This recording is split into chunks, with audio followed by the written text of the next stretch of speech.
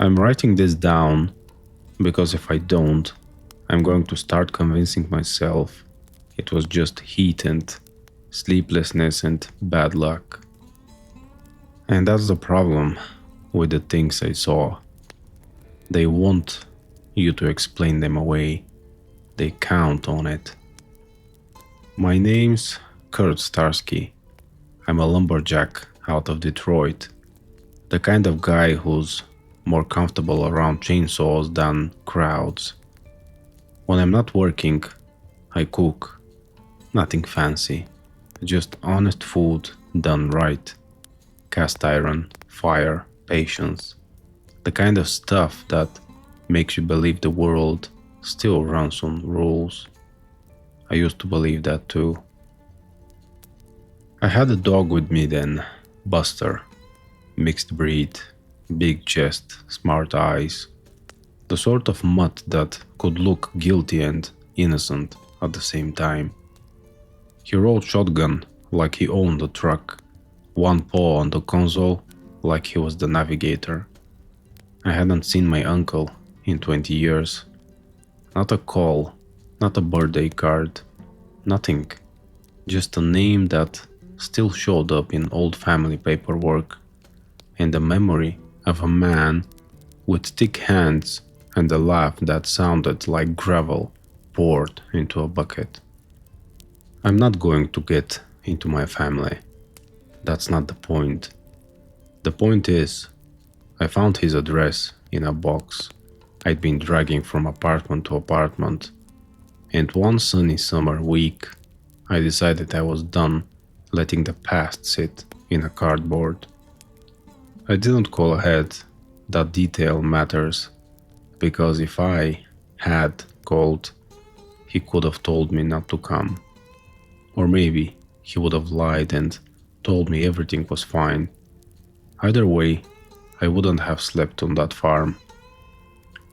His place was in New York State, real upstate, the kind of countryside that looks peaceful until you realize peaceful means far from help.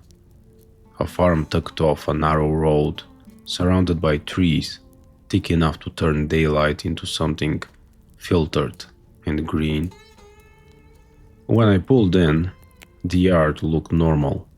Old tractor, leaning fence, a line of laundry flapping like surrender flags. The house was weathered but cared for, fresh repairs in places, like someone had been fighting rot one board at a time. My uncle came out fast, wiping his hands on his jeans, like he'd been expecting work, not visitors. Then he saw me. His whole face changed, shock first, then something like relief that got cut short by fear. "Kurt," he said, like he was trying the name on his tongue to see if it still fit. "Yeah," I said. "Surprise." He actually smiled. He hugged me hard, too hard, like he was checking whether I was real. I smelled sweat and hay and wood smoke on him. Farm smell. Honest smell. But his eyes kept flicking past my shoulder to the tree line. "You didn't call," he said.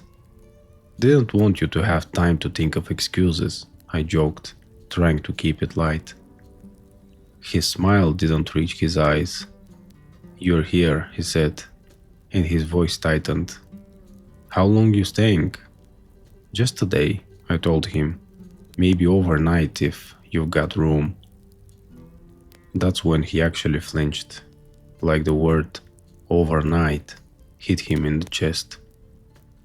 "No," he said too fast. Then he swallowed and tried again. "Kurt, you can visit, you can eat, but you shouldn't sleep here."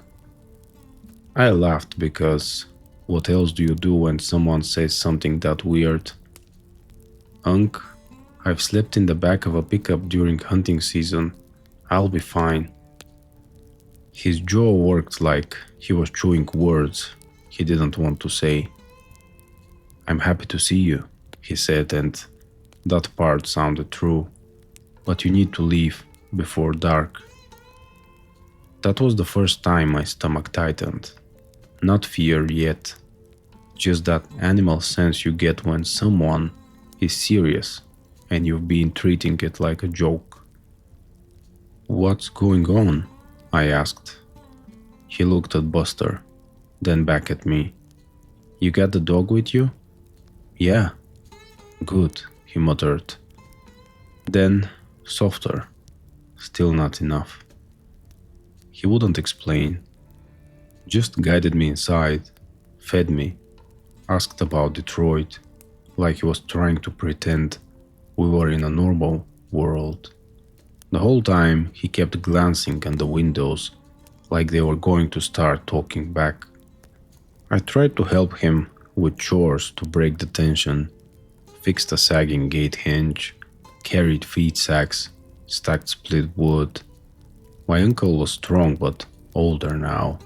His hands shook sometimes, not from weakness, more like adrenaline that never fully shut off.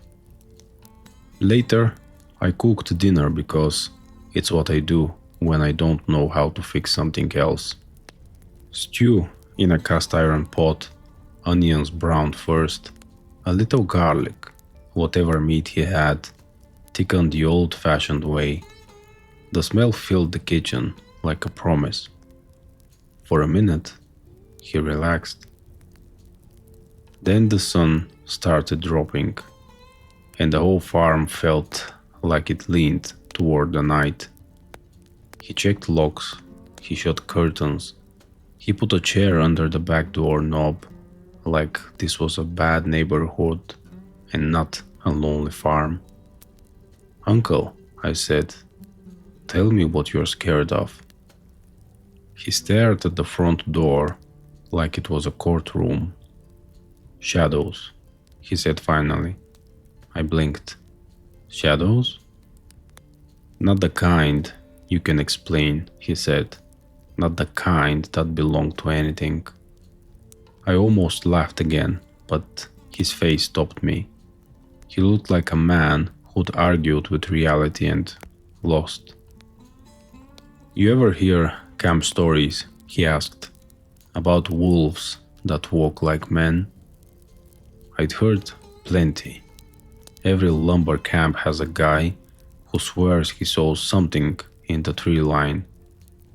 Every hunting trip has a story that starts with, "You're not gonna believe this." "I've heard the stories," I said carefully. He nodded once, like that confirmed something. Then, "Don't be stupid tonight." "I'm not leaving," I told him. His mouth tightened. He didn't argue, he just said, "Then, you do what I tell you." He pulled a battered metal box from a cupboard. Inside were things that didn't belong together. Old religious medals, bundles of dried herbs, a tarnished hunting knife, and a small pouch that clinked like coins. He didn't show me everything, just set a handful of items on the table like he was laying out chess pieces. "If you see anything outside," he said, "you do not open a door. You do not step onto a porch. You do not call out." "Got it," I said, trying to sound calm. He looked me dead in the eyes. "You don't even acknowledge it." The word sat there heavy. We went to bed in separate rooms, and I told myself this was just an old man spooked by coyotes and loneliness and too many years without a visit. Buster curled on the floor beside my bed, chin on his paws, ears twitching. The house creaked, wind shifted, typical night noises. Then the quiet changed. You know how sometimes the air feels different before a storm? Like the world holds its breath. It was like that. Buster's head lifted. A low growl started in his chest, not loud but steady, like a warning engine. I sat up and listened. Nothing.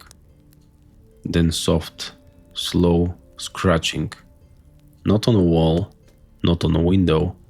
It sounded like it came from outside the room, like something brushing along the hallway.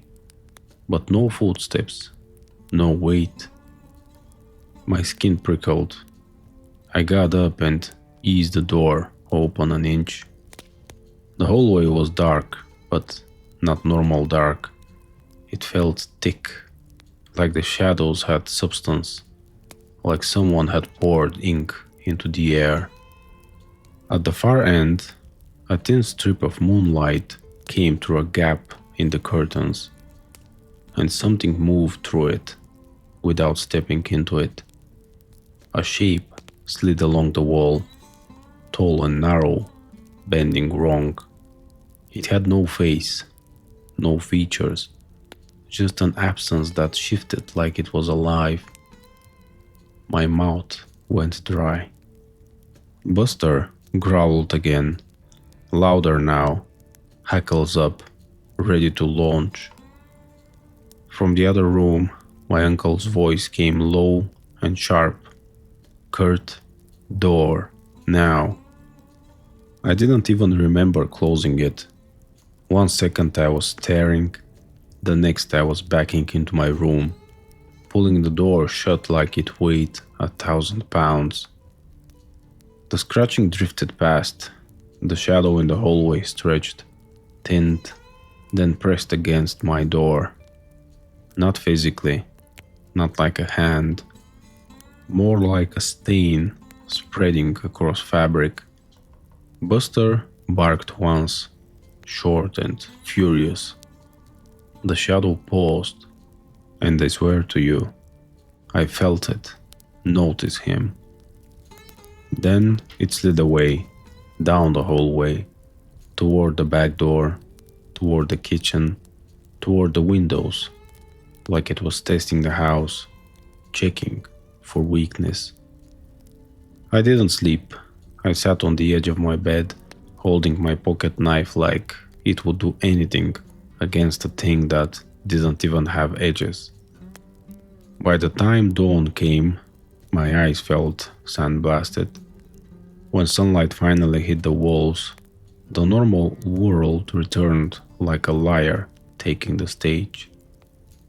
My uncle looked worse than I did, gray under the eyes, hands trembling harder. "See," he said quietly, pouring coffee. "Shadows." I wanted to argue, to demand a reason, to tell him he needed help. Instead, I said, "Then, why are you still here?" His hand tightened on the mug so hard his knuckles whitened. "Because I made choices," he said, "and now I pay for them." I went outside into bright morning light, breathing deep, like I needed to rinse the night from my lungs. That's when I saw my truck. Long scratches dragged down the driver's side, deep enough to bite into paint. Not random, not the kind you get from a branch. 4 lines, evenly spaced, like someone measured them. Buster sniffed the ground and whined, tail low. I turned back to my uncle. "Tell me what this is." He looked at the scratches like he'd expected them. "It's nothing," he said, too fast, too practiced. "Kinda looks like something." He walked closer, ran a finger near the gouges without touching them. His face tightened with anger. "Leave," he said. "Uncle, leave now," he snapped. And then his voice broke just a little when he added, "I don't want you hurt." I stared at him. The urge to argue rose hot in my chest. He caught it and shut it down with one look. You think I'm being rude? Fine, I am. I'd rather you hate me alive than love me dead. So I packed up. He helped me load a few things, food for the road, a spare gas can. He avoided my eyes. Before I climbed into the truck, he grabbed my shoulder with both hands. If you ever come back, he said, you call first.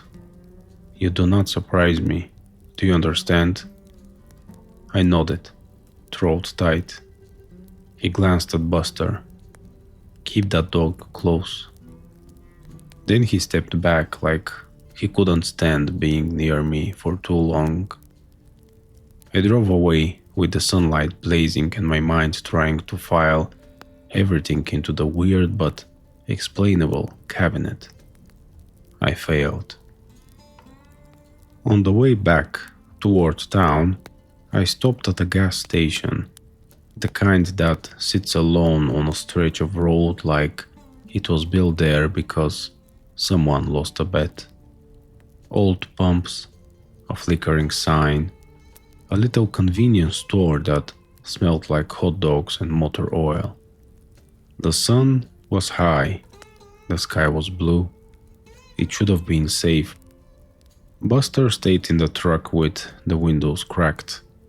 I was halfway through filling up when I noticed a guy standing near the side of the building. At first glance, he was just a man. Tall, lean, work boots, jeans, flannel shirt even though it was warm. He had his hands in his pockets, like he was killing time. But there was something wrong with his posture. Too still, too balanced. Like he didn't shift weight the way people do when they're bored. He watched me without blinking. I nodded at him out of habit. Hey, he smiled. It was a little too slow, a little too deliberate, like he'd seen people smile and decided to try it. Afternoon, he said, and his voice was calm, normal, almost pleasant. I finished pumping, screwed the cap back on. Buster started barking in the truck, hard, frantic, like he wanted through the door. The man's eyes flicked to the truck, and I felt it again, that same sensation from the farmhouse. Not fear, not yet. A sense of being evaluated. The man stepped closer, stopping just outside arm's reach. You're not from around here, he said. Passing through, I replied, keeping my tone neutral. His nostrils flared, barely, like he was smelling something interesting. What's on the farm? He asked casually. My blood went cold so fast it felt like my veins tightened. What farm? His smile widened a fraction. The one down the road, the one that doesn't like company. I couldn't stop myself. I glanced toward the tree line behind the station, checking for someone else, for a prank, for a camera. There was nothing. The man leaned closer. He should have sent you away before dark. My hand went to the pocket knife clipped inside my jeans without thinking. Pointless comfort. You know my uncle? I asked, voice low. He shrugged like it didn't matter. Know of him. Buster slammed against the inside of the door, barking like he'd lose his mind. The man's eyes tracked the dog again, then back to me. Dogs are inconvenient, he said. Something in my chest went cold and solid. A thought clicked into place.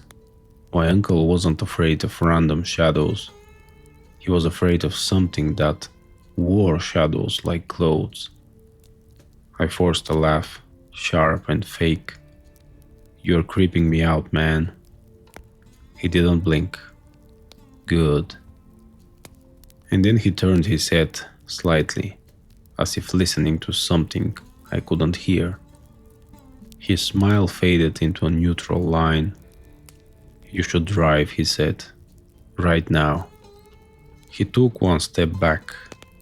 I didn't wait for another. I yanked open the driver door, practically threw myself in, and started the engine. As I pulled out, I caught him in the mirror. He hadn't moved. He just watched, calm as a man watching a train pass. Then I saw it. Behind him, on the side wall of the gas station, his shadow didn't match. The sun was behind me. The shadow should have stretched one way. His stretched another. And it wasn't shaped like a man. I drove until the station was gone and I couldn't breathe. Buster finally stopped barking. But he stayed tense, eyes on the side windows like he expected something to run alongside us. I told myself it was a trick of light, a heat shimmer, my brain trying to make patterns. But the campfire stories I'd heard all my life, wolves that weren't wolves, men that weren't men, didn't feel like jokes anymore. They felt like warnings. For a couple weeks, I tried to go back to normal. Work, routine, cook dinner, sleep. Except sleep didn't really happen. Every night, in my apartment back in Detroit, I'd catch myself staring at the darkest corner of the room like it might move. Buster started sleeping closer to me. He'd growl sometimes, low and uncertain, at nothing. Then the letter arrived. Plain white envelope, sheriff's office return address from the county up near my uncle's farm. I opened it, standing at my kitchen counter, thinking maybe it was a property thing. Maybe my uncle had a medical emergency and they were trying to find next of kin. It was worse. It informed me, formal wording, polite tone, that my uncle had disappeared. Search parties had found blood near the tree line behind the farm. No body, no signs of travel, no evidence of a struggle inside the house. Presumed deceased. I read it 3 times before the words made sense. Then I sat down hard like someone had cut my legs out. Buster put his head in my lap, whining. I had this moment, this sick, boiling moment, where I remembered my uncle's hands on my shoulder and the way his voice cracked when he said he didn't want me hurt. He'd been protecting me, and now he was gone. I don't know what's supposed to happen when you get news like that. Grief, I guess. Shock. I felt those things. But more than that, I felt something old and ugly crawl up from my gut. I need to do something. I called the sheriff's office. The deputy who answered was cautious, like he'd had too many calls from angry relatives. I told him my name. He went quiet for a second. "You're the nephew," he said. "Yeah." There was a pause. Then, "You shouldn't come up here." I gripped the phone tighter. "Why?" Another pause. "We're still looking into things." I heard the unspoken part. "And we don't want you asking the wrong questions." "I'm coming," I said. "Kurt, I'm coming," I repeated, and my voice sounded like steel. I hung up. Then I opened a closet I hadn't touched in years. Inside was what I used for hunting trips and remote work sites. Practical stuff. Not some fantasy arsenal, but enough for a man who knows woods, knows wilderness, and knows what a sharp edge can do. A 12-gauge shotgun, a rifle, a sidearm, a heavy knife, a hatchet, ammo. And then I made one more stop that felt ridiculous until it didn't. A pawn shop where an old man sold me a tarnished silver bracelet for a cheap because it was ugly and bent. I didn't tell him what I wanted it for. I took it home, cut it up and melted pieces down with a torch, pouring the silver into small molds I made from scrap metal. I made crude slugs, not perfect, not pretty, but silver, because those were the rules in every story, weren't they? Silver for monsters. I also packed herbs, wolfsbane, if you believe the old names. I didn't know if it mattered, but I'd learned something in the woods. You bring extra tools, even if you're not sure you'll use them. I loaded everything into my truck, strapped supplies down, and looked at Buster. "You're staying," I told him. He barked once, like an insult. I hesitated, then sighed. "Fine, but you do what I say." He wagged his tail like he'd just won an argument. I should have taken that as a warning. The drive back up to New York was bright and normal. Summer fields, blue sky, windows down. Every mile felt like it was trying to convince me I was being paranoid. And then I turned onto my uncle's road. The trees closed in, the air cooled, and my stomach tightened like it remembered. When I pulled into the farmyard, everything looked wrong. Not damaged, not destroyed, just emptier. The laundry line was gone. The fence had collapsed in one section. The tractor sat half covered in weeds, like it had been left mid-task. The house looked like someone had stopped caring. Buster jumped out and sniffed the ground in frantic circles, whining. I walked up to the front porch and stopped. There were marks on the wood, not scratches like on my truck. These were gouges in the porch post, deep and vertical, like claws had been dragged down it. I checked the front door. Locked. The sheriff's office had told me it was unsecured. That was the first lie. I circled around back. The chair was still jammed under the doorknob. It looked like my uncle had left it that way the last night I saw him. I felt anger flare so hot my hands shook. I forced the door with a shoulder hit, wood cracking around the lock. Inside, the air smelled stale, like the house had been holding its breath for weeks. Dust lay on the table where we'd eaten. The coffee mug he'd used sat in the sink.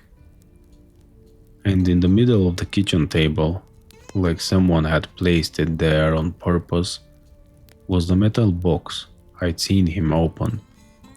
I approached it slowly, gun in one hand, heart pounding like I'd already started running. Inside were the same items as before: medals, herbs, knife, and notes, handwritten pages, folded, tied with twine.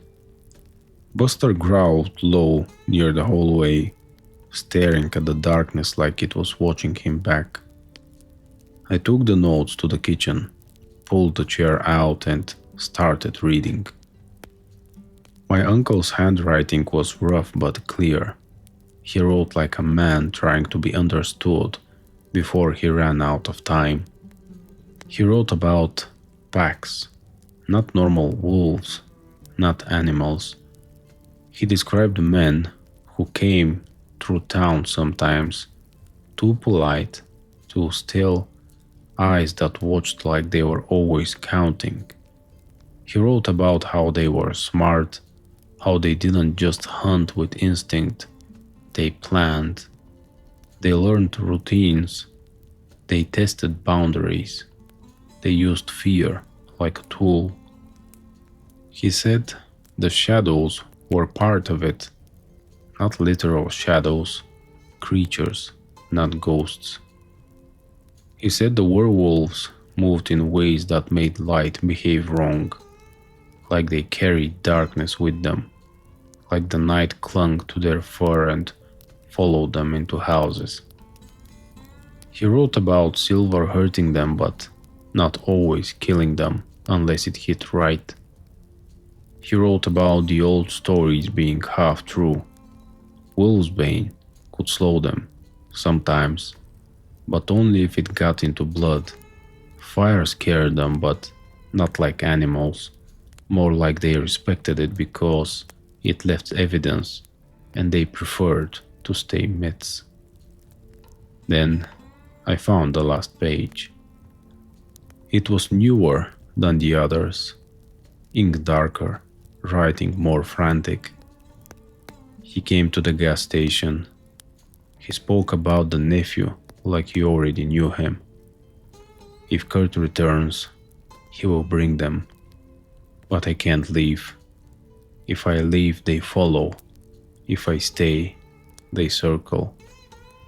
I think they want the house. I think there's something under the barn. Something I locked away. If they get it, the pack grows. If I disappear, don't come looking. Burn it. Burn everything. I stared at that line until my eyes blurred. Something under the barn.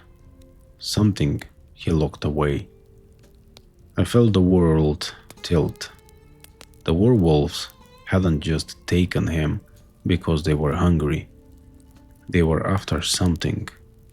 And my uncle, alone, stubborn, brave, had stayed to keep it from them.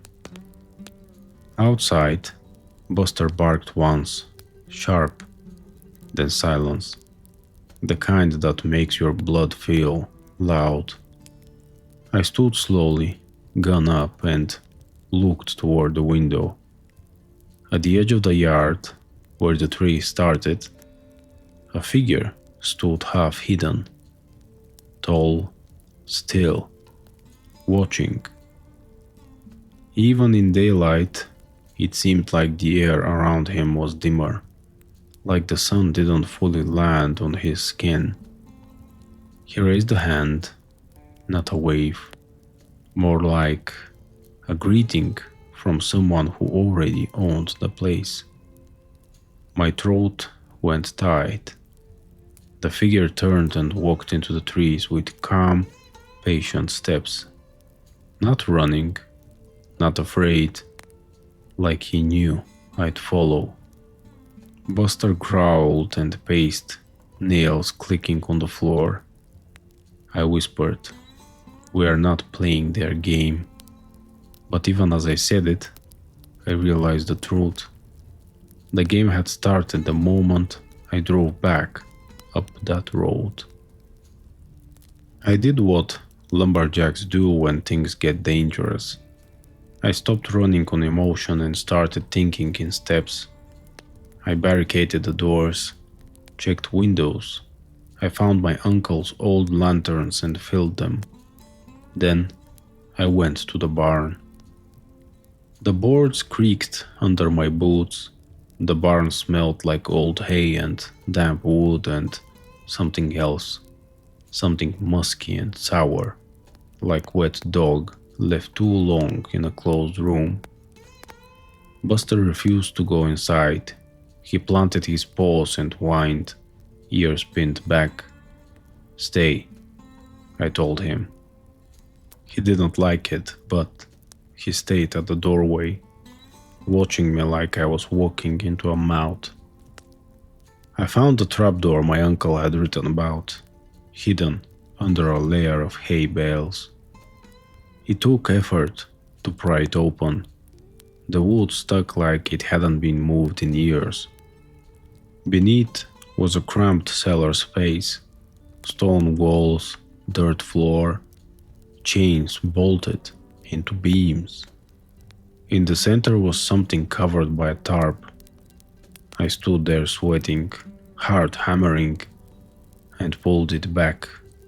A cage. Inside the cage was nothing living, just bones. Old bones, human ones, mixed with animal. And around the bones were carvings on the stone floor, symbols I didn't recognize, etched deep like someone had kneaded them permanent. My stomach churned. This wasn't a random attack, this was containment. I backed out, tarp in my hands, mind racing. If the pack wanted what was under the barn, maybe it wasn't the bones. Maybe it was what the bones meant. Maybe it was territory. Maybe it was something ritual. I didn't pretend to understand it, but I understood enough. My uncle had been holding a line, and now the line was mine, whether I wanted it or not. I went back inside and sat at the kitchen table with his notes spread out, my own supplies lined up. I made a plan. 1. Draw them in on my terms. If they were watching, they'd come closer at night. They liked night. 2. Control angles and exits. The farmhouse had too many windows. I needed to funnel movement. 3. Use silver where it matters. Chest, throat, head. No warning shots. 4. Fire as a boundary. Not to scare them off. Smart predators don't scare easy, but to limit where they could step without leaving marks. 5. If there's an alpha, kill it. Every story says that's the key. I didn't trust stories, but I trusted hierarchy.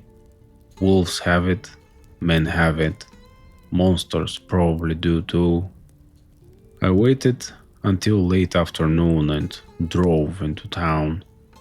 The sheriff's office looked like every small town sheriff's office. Flag out front, sun-faded posters. A receptionist who stared at me like I brought trouble in my wake. A deputy came out, mid-30s, tired eyes, name tag, heart. "You're Kurt," he said, not a question. "Yeah." He looked past me at the truck bed. "You armed?" I didn't lie. "Yes." His jaw tightened. "You can't just..." "Tell me about my uncle," I cut in. He hesitated, then sighed like a man deciding how much truth was safe. "Your uncle wasn't popular," he said. "Not because he was bad, because he was intense. Always asking questions, always warning people." "About what?" Hart's eyes flicked to the window. "Animals, attacks, things we couldn't prove." "You ever see anything I pressed?" His face went still. "I've seen results." I leaned closer. "Then help me." He stared at me a long moment. Then he said quietly, "You stopped at the gas station en route, didn't you?" My spine went cold. "How do you know that?" Hart swallowed. "Because a guy fitting a description has been showing up there for months. Always after someone reports something strange near your uncle's land. Always polite, always asking questions. Who is he? Hart's voice dropped.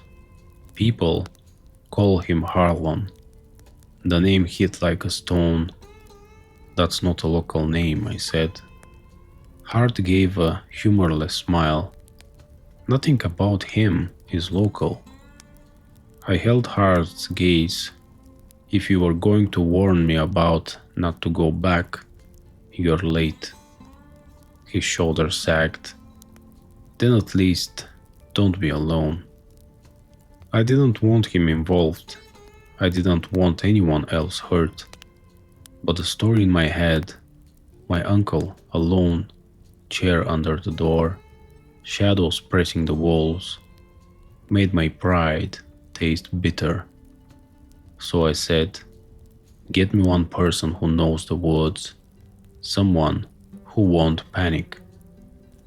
Hart rubbed his face. There is an old trapper, lives outside town, Miles Caldwell. He'll tell you you're crazy, but he'll still show up. Then tell him, I said, tonight. Back at the farm, I set things up like I was preparing for a storm. I covered windows with blankets and nailed boards over the lower ones. I left a couple high windows uncovered so I could see out. I poured a ring of gasoline around the porch and the base of the house. Not a moat, but a line I could light fast. I loaded my shotgun with silver slugs I've made. I kept standard buckshot too, because sometimes you still have to buy time. I tied wolfsbane bundles to the door handles with twine, like some desperate folk ritual. Buster stayed close, moving from room to room, like he was checking corners. Just before dark, Hart arrived with Miles Caldwell. Caldwell looked like he'd crawled out of the forest and forgotten to crawl back. Weathered face, beard like wire, eyes sharp as nails. He carried a rifle and a small pack. He stepped onto the porch, sniffed once like a dog, then looked at me. You're the nephew, he said. Yeah. He glanced past me into the house. He's gone. I felt my throat tighten. You knew him? Caldwell nodded once. He didn't deserve what's coming. What's coming? I asked, even though I already knew.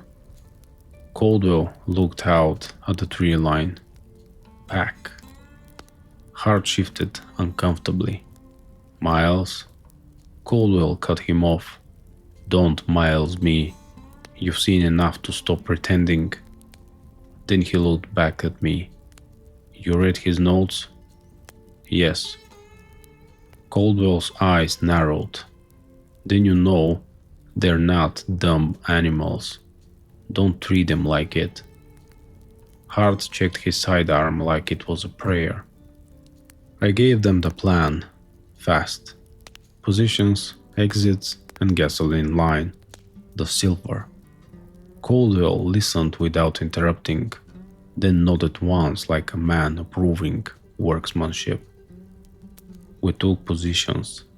Hart by the front window, covering the yard.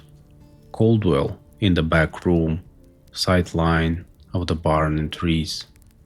Me in the kitchen, where I could move between both.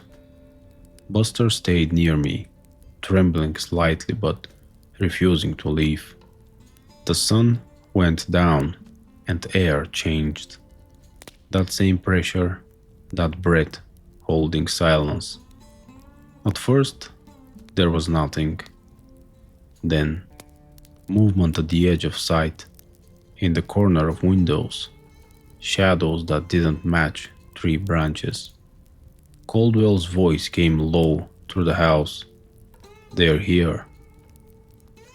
I saw it then, shapes between trees, not full bodies, just hands, darkness thickening around trunks, sliding along brush. And then A voice came from the outside, polite, calm. "Kurt Starsky," it called, like it was reading my name off a file. "You shouldn't be here." Hart whispered, "Jesus." Buster growled, deep and furious. I stepped closer to the window and looked through a crack in the blanket. Harlan stood in the yard, hands at his sides, face lifted toward the house like he was admiring it. He looked human, but the light around him seemed wrong, dimmer, like dusk clung to his skin. "You came back," he said. "I told you to drive." My blood boiled. "Where is my uncle?" Harlan smiled slightly. "He made his choice." Caldwell's rifle clicked. Safety off. Harlan's head turned toward the back of the house as if he heard it. His smile widened. "Oh," he said, "you brought company. How traditional." Hart's voice shook. "Who are you?" Harlan laughed softly. "Someone who cleans up loose ends." Then he lifted his chin toward the barn. "He kept something from us, something that belongs to the pack." Caldwell muttered, "Don't listen." Harlan's eyes looked on me through the window like he could see straight through wood and cloth. "You can walk away," he said. "Leave the property. Leave the cellar. Forget the old man." I tightened my grip on the shotgun. "No." Harlan sighed, like I was inconveniencing him. "Then you will learn," he said, and his voice shifted, not into a growl, not into a monster sound, just into something layered, like there were two voices speaking at once. The yard darkened, not because the sun had gone down, because the shadows moved in. They slid closer to the house, pulling around steps, stretching up the porch posts. Buster barked, furious. Hart whispered, "They're using the dark." Caldwell's voice came tight. "They are wearing it." A shape darted from the tree line. Fast, low, not a wolf, not a man. It hit the porch with a heavy thud, and I heard claws scrape wood. Hart fired through the window. The glass shattered. Something outside yelped, not like a dog, like a man choking on pain. Then another shape landed, then another. They didn't rush the house, they circled it, tested it, like they'd done before, like they knew time was on their side. Harlan stayed in the yard, calm as a preacher. "Your uncle was stubborn," he called. "He thought he could keep us out with trinkets and chairs and prayers." Something heavy slammed into the back wall. The house shuddered. Caldwell fired, a deep boom, and then a wet snarl. Hart fired again.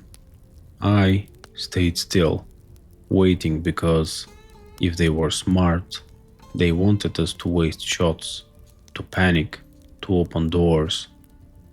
And then I realized what they were doing. They weren't trying to get in. They were trying to get us to come out, to chase, to make mistakes. Harlan's voice drifted through broken glass. "You want him back, Kurt?" My jaw clenched. "Come see where he went." Caldwell hissed. "No." Hart's breathing was loud, and Buster suddenly lunged toward the hallway, barking like he'd seen something inside. My stomach dropped. Because the shadows weren't only outside, they were slipping through the cracks, under doors, through broken windows.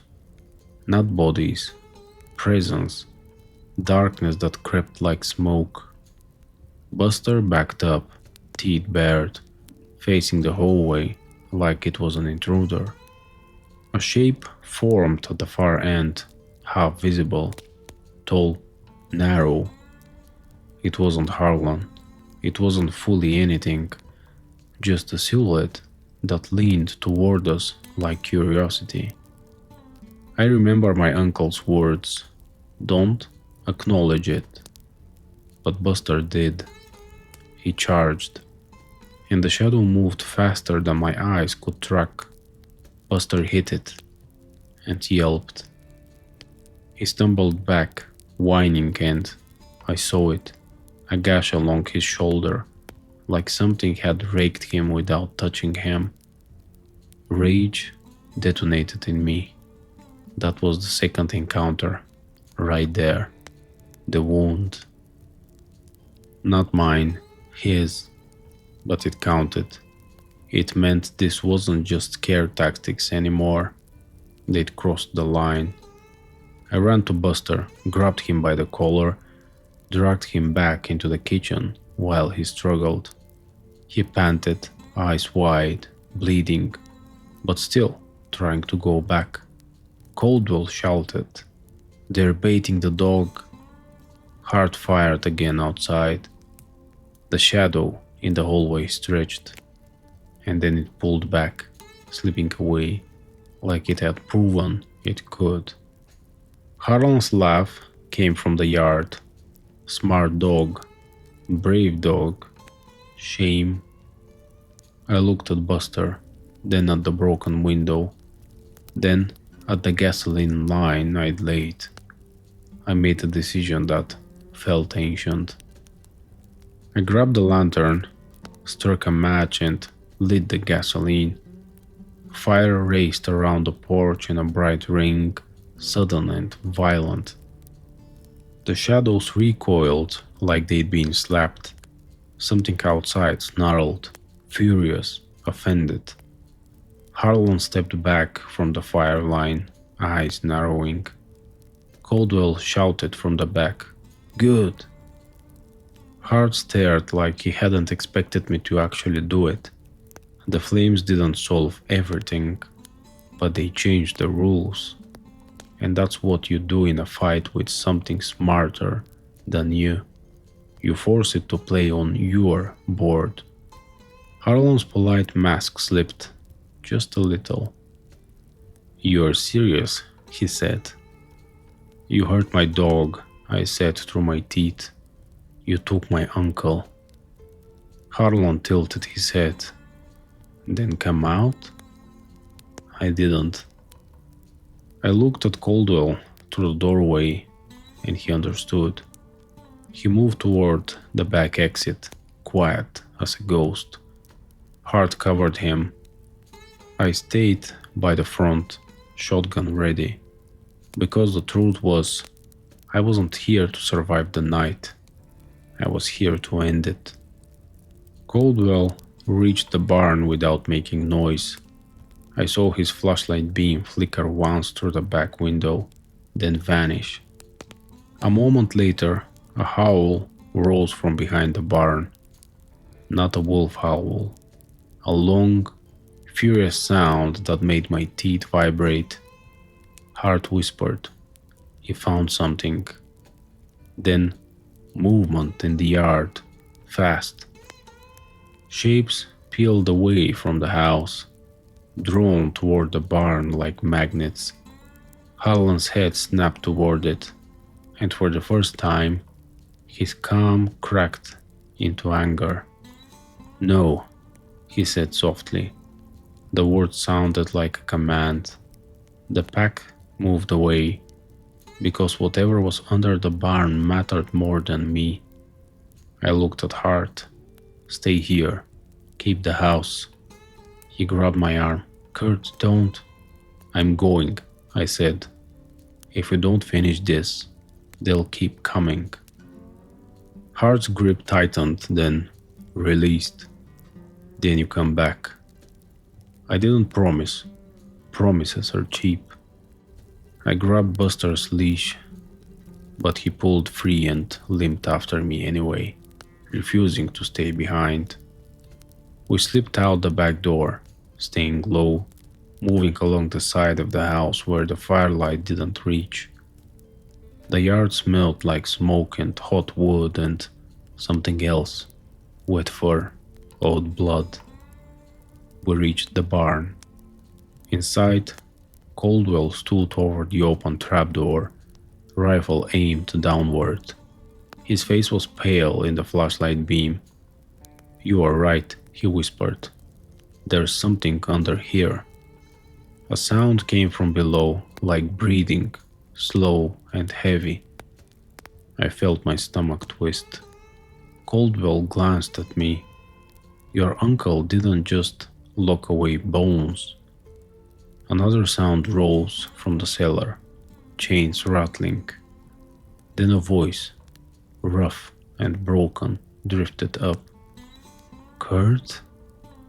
My blood froze, because it sounded like my uncle. Buster whined, ears pinned back. Caldwell's eyes went hard. "It's mimicking." The voice came again, softer. "Help me." My hands shook on the shotgun. Every instinct screamed to go down. But my uncle's notes flashed in my mind. Smart and intelligent. They use fear like a tool. Harlan's voice drifted from outside the barn, closer now, calm again. "Isn't that sweet?" he said. "You brought friends to your reunion." I spun toward the barn door. Harlan stood there, framed by moonlight, and behind him, shapes moved, big, hunched silhouettes with long arms and wrong joints. Not fully transformed wolves, not fully men. Something between. Their eyes caught light like coins. Harlan steps forward slowly. "The cellar is ours." Caldwell raised his rifle. "Back up." Harlan smiled. "Miles Caldwell. Still pretending you're just a trapper." Caldwell's jaw clenched. "I'm pretending nothing." Harlan's eyes slid to me. "You want revenge. I can respect that. But you don't understand what you're standing over." "Who is this?" I demanded. Harlan's smile widened, and for the first time he looked excited, like a man talking about a prized possession. "A seed," he said. "A beginning. Your uncle kept it chained like a dog." Another howl rose from below, deeper, angrier, like something waking up.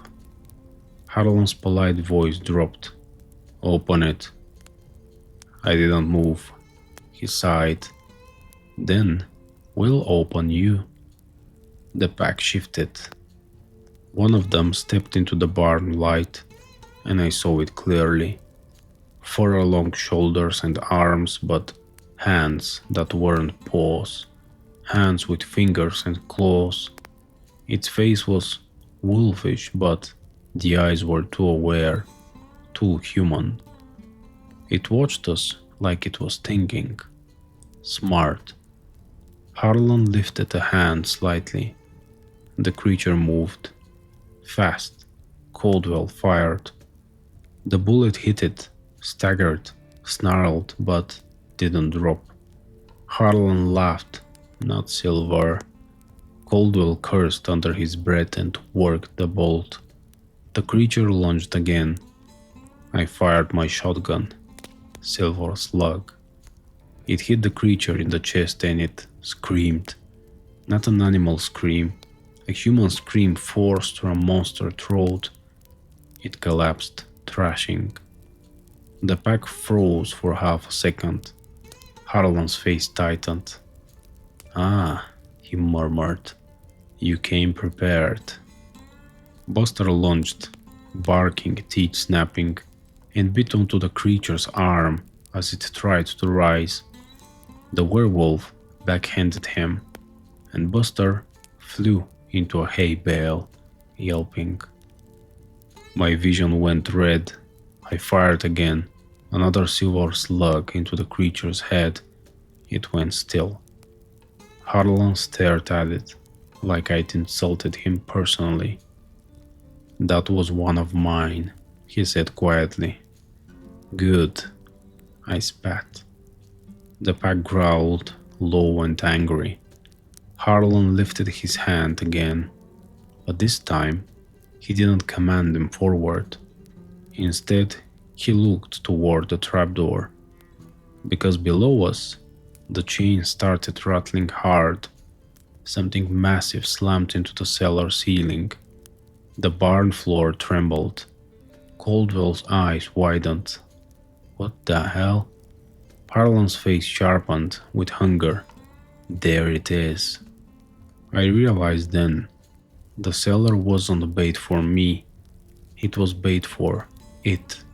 Whatever was chained down there, they wanted it loose. And my uncle had died trying to keep it that way. I stepped back from the trapdoor. "Miles, close it." Caldwell hesitated. The voice came from below again, more distorted now, less like my uncle.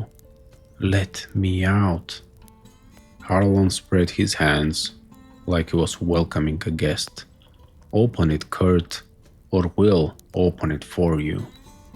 I looked at Caldwell, looked at Hart's distant flashlight beam near the house, looked at Buster bleeding and struggling to stand. Then I looked at the gasoline can I'd brought for the lanterns, sitting near the barn wall. A lumberjack's brain doesn't get fancy, it gets practical. I grabbed the gas can and shoved it toward Caldwell. "Pour it."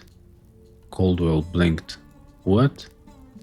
"Pour it down there," I said. "Now." Harlan's eyes narrowed. "No." Caldwell moved, fast, decisive, yanked the cap open and dumped it into the trapdoor opening. The smell hit like a punch. The thing below roared, chains clanging, enraged by the splash. Harlan lunged forward, suddenly not polite at all. I struck a match. For 1 second, the world held still. Harlan's voice went sharp, commanding, "Stop." I dropped the match into the dark. The cellar whooshed with flame. A deep, guttural scream rose up, so loud it felt like it shook the air apart. Heat blasted out of the trapdoor opening. Caldwell and I stumbled back, shielding our faces. The pack outside the barn howled, angry, panicked. Harlan's calm mask shattered. He looked furious, almost desperate. "You idiot," he snarled. Caldwell lifted his rifle. "Back up." Harlan didn't retreat. He stepped into the barn, eyes locked on me. In the firelight from below, his shadow stretched wrong again, huge, hunched, with ears and a muzzle. He wasn't hiding anymore. He smiled, but it wasn't human. "You can burn a cellar," he said, voice thick with something animal. "You can kill a few." He took another step closer. "But you can't kill what I am." I raised the shotgun. Harlan moved faster than he should have, too fast for a man.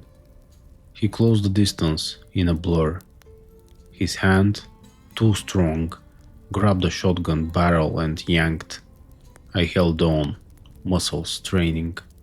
He leaned close enough that I smelled him, wet fur and copper and something rotten sweet. His eyes weren't yellow, they were dark, deep, intelligent. He whispered, "Your uncle fought like you. That's why he tasted so good." I don't remember deciding, I just did what my body knew. I drew my knife with my left hand and drove it into his side. He hissed, not in pain, in irritation, like I'd scratched paint. Then Caldwell fired a silver round because Caldwell wasn't dumb, just late to the party. It hit Harlan in the shoulder, and Harlan finally made a sound that wasn't polite. A snarl that shook the barn boards. He shoved me back so hard I hit the wall. My vision flashed. Then Harlan staggered, clawing at the wound like he couldn't believe it hurt. Silver didn't just burn flesh. It offended whatever curse held him together. He looked at Caldwell, eyes wide with rage. "You," he snarled. Caldwell chambered another round, calm as a man laying a trap. "Me," he said. Harlan backed up slowly, the pack outside shifting with him. The cellar below still roared with flames, chains, clanging screams fading into something lower and more distant. Harlan's gaze snapped back to me one last time. "This isn't over," he said, voice layered again. Then he vanished into the night, moving not like a man running, but like a shadow slipping between trees. The pack followed, not retreating out of fear, retreating because their prize was burning and they'd failed to claim it. Caldwell and I stood there panting, smoke rolling out of the trapdoor. Buster limped to me, tail low, whining. I dropped to my knees and pulled him close, hands shaking. He licked my face once, like he was checking if I was still there. Hart arrived minutes later, breathless, gun raised, eyes wide at the smell of burning fuel and the black smoke. "What the hell happened?" he demanded. Caldwell stared into the trapdoor, face grim. "We ended one problem," he said, and started another. We waited until morning. We didn't sleep, none of us did. At first light, the farm looked like a normal place again. Sun on grass, birds calling, smoke curling from the barn like a warning signal. The cellar fire had died down into a smoldering, blackened pit. The chains below were warped. Whatever had been trapped down there was gone, burned or escaped or something worse. We found nobody, no clear proof. Just scorched stone and the smell that made your eyes water. Hart wanted to call it an accident, a fire, a tragedy. Caldwell told him flatly, "Call it whatever keeps the town asleep." Hart didn't argue. We buried what we could, my uncle's notes, his medals, his little charms. Not because they were magical, but because they were his. A man's tools deserve respect. I stood in the front of the farmhouse and realized something bitter. My uncle had been alone for years, holding back something he didn't have the strength to beat. He didn't want me involved because he didn't want me dead. And now I'd stepped into it anyway. Before I left, Caldwell handed me a small object wrapped in cloth. Inside was a piece of silver, shaped like a crude bullet, hand cast. "Keep making them," he said. "I'm not staying," I replied. Caldwell's eyes narrowed. "You think leaving ends it?" I didn't answer because I didn't have one. Hart drove us back into town so I could get Buster treated by a vet who didn't ask too many questions. The vet said it looked like a bear swipe. I nodded and paid cash. Buster survived. The wound healed into a thick scar along his shoulder. He never growled at shadows before that. Now he does. I went back to Detroit, back to work, back to cooking dinners like I could rebuild normal life one recipe at a time. But the notes stayed in my head. Harlan stayed in my nightmares. And once you've seen a predator that can think, you don't forget it. Here's the ugly truth. I didn't kill them all, not even close. I killed one werewolf that night, maybe two if you count what burned below the barn. But Harlan got away. And if he was the kind of leader my uncle described, an intelligent Pac-Man who wore polite human skin like a jacket, then he doesn't need to sprint after you. He can wait. He can watch. He can show up at a gas station and smile like he's doing you a favor.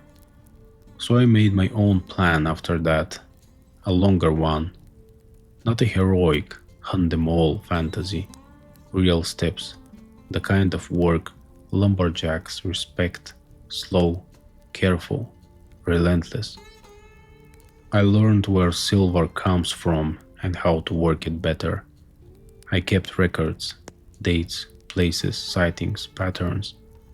I listened to camp stories differently, like they were intelligence briefings. I watched for men who stood too still and smiled too slow. I kept Buster close, because he sees things before I do. If you're reading this and thinking, that's insane, good. That means the world is still normal for you. But if you've ever driven past a gas station and felt watched, really watched, if your dog growled at an empty hallway, if shadows in your house didn't match the light, then you understand why I'm writing this down. Because the only thing worse than monsters is how easy it is to pretend they aren't real. And if Harlan ever decides to finish what he started on that farm, I won't be a surprise visitor next time. I'll be the thing waiting in the dark with silver in the chamber and fire on the ground, and I'll be ready to see whether a smart werewolf can still bleed like anything else.